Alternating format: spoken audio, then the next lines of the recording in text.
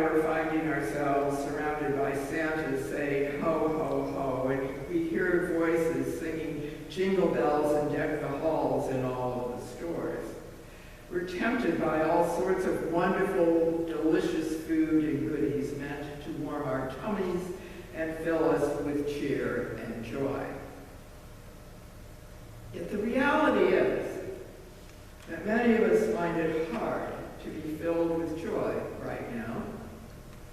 Some of us have just lost loved ones, or we're faced with our own health concerns. Money is tight for people, just when it seems we're encouraged to swipe our credit cards as often as possible. And the news of the world is filled with stories of conflict, poverty, and despair. It can go pretty smoothly for a while, and then bam, it all begins to fall apart, and the falling apart can happen in an instant. Such moments certainly don't bring us joy-filled surprise endings, do they? One writer puts it this way: almost everyone has a story to tell about a time God let you down. You did everything right, just as you had always been taught. You prayed for all you were worth. You asked God for a sign, a hand, a map, and you waited confidently for God's answer to your prayer. Only it never came. Your need wasn't addressed, not directly, and you either learned to pray another way or you gave it up altogether, because God turned out to be more stubborn or more distant than you had thought. In other words, God didn't turn out to be who you thought God should be. So it's no wonder that we just can't seem to find the joy we're supposed to celebrate today, and our happy surprise endings are nowhere to be found. Well, guess what? We aren't the first people to face challenging and difficult times. Today's reading from Isaiah involves people who didn't have a whole lot to be joyful about either. Now, you might remember that during these weeks of Advent, we've heard from the writers of Isaiah who expressed words of hope and comfort to a people who were living in exile in Babylon. This passage is all about freedom, and you might think joy, since the period of exile is over. People have returned to their homeland. They're back in Jerusalem. Yet there's a great deal of sadness and heartbreak. It's not just the physical destruction of the temple and homes that the former exiles are facing. Indeed, the situation is a great deal more challenging than just rebuilding structures. Their long-expected happy surprise ending just didn't happen. As a matter of fact, it was a miserable surprise ending to the long-lived years of exile. People are trying to rebuild their community, their lives, and their relationships with those who were left behind. Now, for the most part, those who were forced into exile were the leaders, the educated people, and the professionals. The ordinary folks were left to fend for themselves. Now, as wonderful as returning home might have been for the exiles, they found themselves struggling with an establishment that wasn't at all thrilled to share leadership with the returnees. It seems that many folks who had been living in exile returned home, thinking that they would be in charge, and those people who had been left behind would end up being controlled and oppressed by those who had returned from Babylon. It isn't hard to figure out that people weren't getting along with each other. The welcome home banner had fallen down and had been ripped to shreds. On top of that, the rebuilding of the city, and especially the temple, wasn't going so well. The exiles who had dreamt of rebuilding the temple to its former grandeur and glory were terribly disappointed. They had to settle for something much less grand than they had imagined. Everyone soon discovered that rebuilding isn't the same as restoration, particularly when it comes to relationships within families and communities. It all sounds very grim and hopeless, doesn't it? Yet here were the prophets boldly declaring that in spite of the mistrust and accusations, somehow God is at work restoring the community that is lying in ruins. The people of Jerusalem, who have recently returned from exile, will find a way to rebuild not only their city, but also to rebuild their relationships with those who stayed behind. The prophets envision a time when there will be rejoicing as lives are restored and all the brokenness will be made whole. Indeed, the writer of Isaiah is certain that a wonderful surprise ending is in store for the people someday. One day, God will put all things right. Freedom from oppression, poverty, sadness, and grief will come eventually. It's the same promise we've been given today.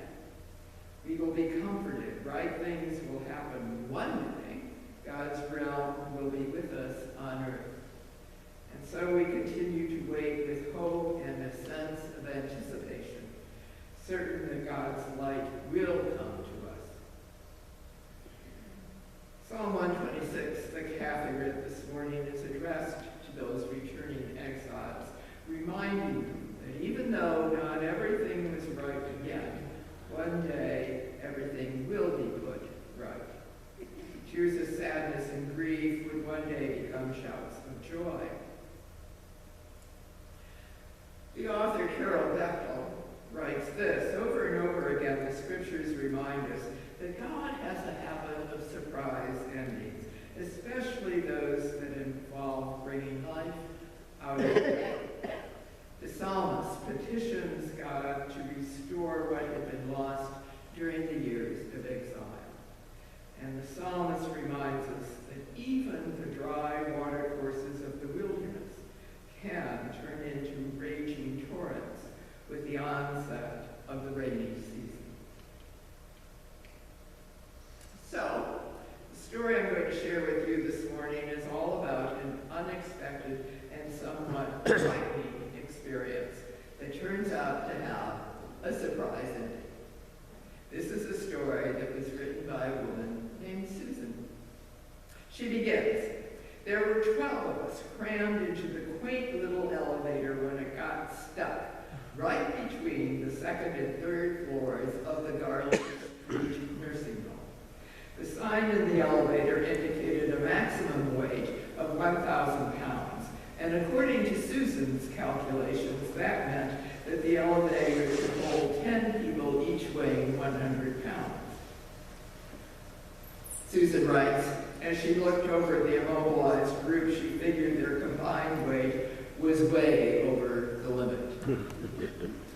They were really proud of themselves for managing to cram everyone into that tiny elevator at the same time, just assuming that everything would be fine as long as everyone fit inside. The elevator was filled with laughter as it began to climb upward. Bubba and David, both imposingly athletic college guys, probably brought 500 pounds into the elevator all by themselves. Then there were Everett and Mary, a youngish couple with their 2 children, Tommy and Agatha. Thankfully, all 4 of them were thin, lanky, and spindly.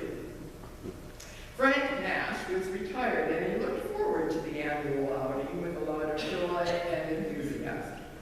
There was Susan's husband, Hank, who was built like a linebacker, which, as a matter of fact, comes in handy later on. Another member of the little group was Gloria, a single mom who had brought along her little girl, Chelsea. Then there was Reverend Turner, who had enjoyed one too many potluck dinners, not to mention countless cookies and brownies over the years. You're getting the picture, right? All that meant that according to Susan's calculations, the weight in that little old elevator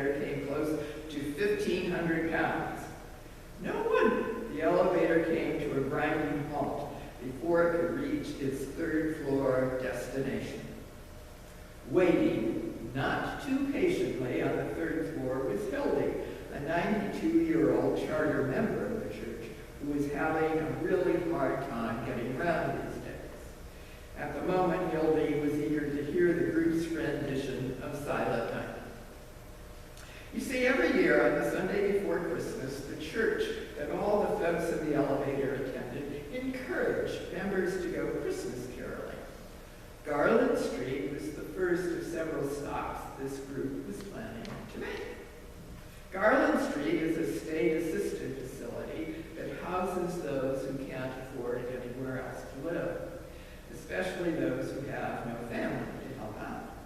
Hildy was one of those folks. Her church family was it. Now, Hildy was a relatively new resident at Garland Street, and although she didn't especially like it, she was resigned to the fact that she really had no other choice. And Hildy was having trouble making friends because she simply couldn't get around very well. Reverend Turner had brought Hildy a folding wheelchair, but Hildy refused to use it. She was determined to be on her own 2 feet and saw the wheelchair as a symbol of lost independence. Hildy objected to all Reverend Turner's suggestions about how she could be more involved in the life at Garland Street. Bingo was out of the question. So Hildy just continued to live in relative isolation. Meanwhile, back in the elevator, as it turned out that Everett Farnham was just a little bit claustrophobic. And when he realized the elevator was stuck, he began pushing buttons frantically, hoping to evoke some sort of response from the dead elevator. That's about the time Everett's daughter, Agatha, tugged at her dad's coat sleeve. When Everett finally stooped down, Aggie said, "There's a phone here, Daddy. Call somebody." Reverend Turner, who was plastered to the wall on the opposite side of the doomed elevator, suggested that he would make the call. But everyone agreed that it would cause all sorts of rearranging gyrations in order to accomplish that goal, so they just decided that Reverend Turner should pray instead. Reverend Turner suggested that everyone pray to help things along. As everyone inside the elevator prayed, Everett picked up the phone. Susan writes that as she prayed, she began to look around the elevator and noticed little Chelsea's eyes were red and she was anxiously sucking her upper lip. About that time, gigantic Bubba managed to bend down to reassure her. "It's going to be okay," he declared. "God will get us out of here." Susan was grateful to Bubba's assurance that God would take care of things, but secretly she was counting on whoever was on the other end of that phone. Unfortunately, the person on the other end of the line was in a location 3 hours away. She said she would call for a mechanic, but it was Sunday evening and so close to Christmas that it would take several hours. When that news was shared with the stuck elevator inhabitants, Chelsea started to cry loudly. Bubba the Hulk put his arm around her and told her what a great adventure they were having. As news of the delay started to sink in, people began talking about what it all meant.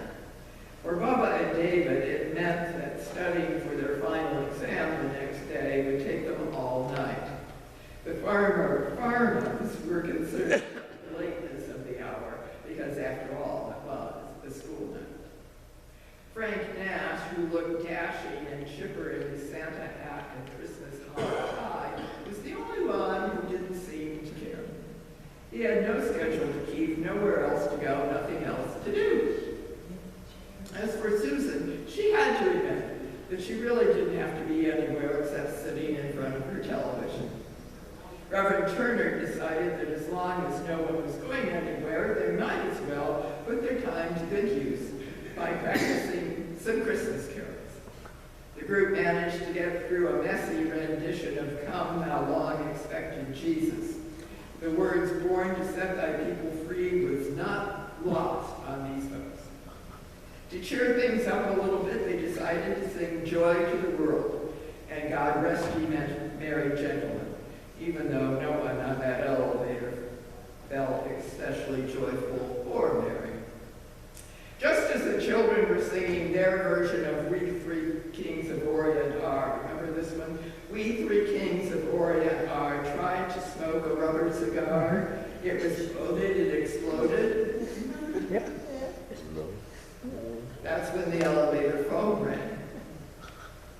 Everett grabbed the receiver. His face told the story of everyone knew when they heard him say, I see, well, thank you. Hearts sank as he told the news. The elevator mechanic had been located, but it would be at least 2 hours before he'd arrive at Garland Street. In spite of the moans and groans that filled the elevator, some muffled yelling could be heard. Quiet, Reverend Turner said.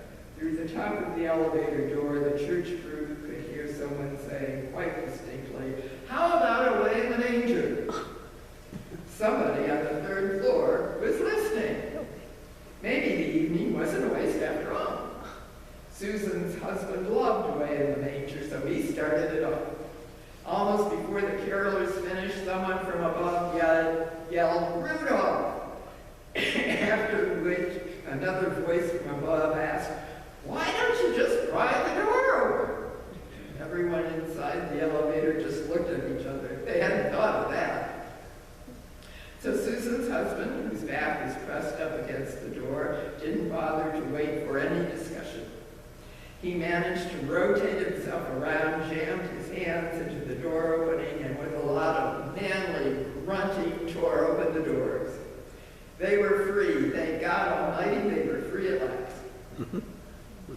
Through the open doors, they could see that the 3rd floor was only a couple feet above them.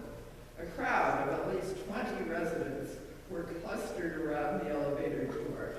In the middle of them was Hildy, sitting in her wheelchair, of all things. Hildy was beaming as she recognized her church friends.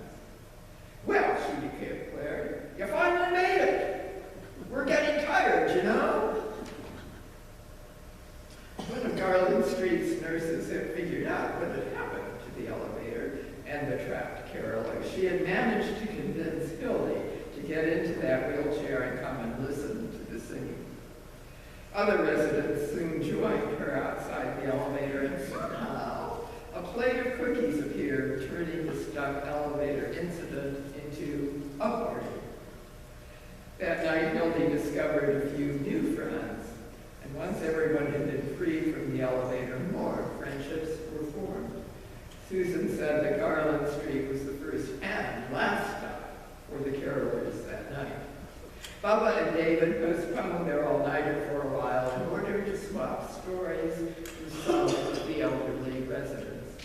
Chelsea carefully inspected a miniature Christmas tree that an old woman named Agnes had brought over to show her. Susan's husband, Hank, received a lot of compliments on his impressive strength. Everett started gathering his family together so they could leave. But before anyone departed, the evening ended with a remarkable and lovely silent night, holy night. All is calm, all is bright. Susan reflects, I think we learned something that night. I learned not to underestimate big athletic types named Bubba. I learned that brute strength can be a good thing. I learned once again that God works in mysterious ways to comfort and to free. And I think that at the age of 92, yielding to the wheelchair, Hildy learned that what appear to be shackles and chains can actually be means to freedom. And what seems like freedom may be the very thing that holds us